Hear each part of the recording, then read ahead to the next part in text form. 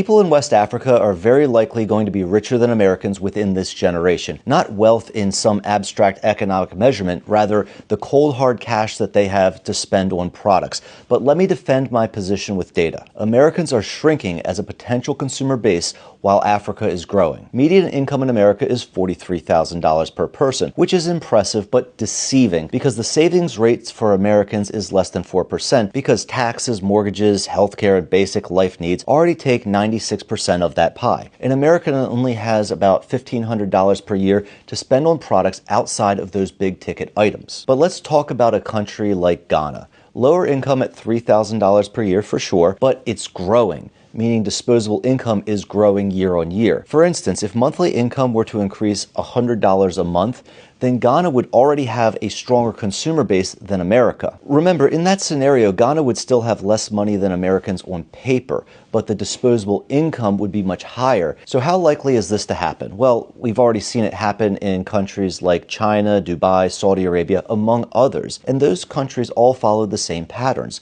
Initially, the West thought of them as poor countries. Then there was a growth in their value-added activities, which was followed by a growth in their GDP, which was ultimately followed by a growth in disposable income. Here's Ghana's manufacturing and GDP numbers over the last 20 years, which shows a clear correlation with what we saw in other developing markets. But there are some differences. West Africa is more resource-rich than any of those other regions I was talking about. They have the fastest-growing college-educated population in the world, and they essentially have no personal debt to hold them back as consumers. So I think now is the time to get a foothold in the continent before everyone realizes how strong the region actually is. But I want to know what you guys think. Is West Africa going to be able to follow in the footsteps of countries like China? Let me know in the comments below.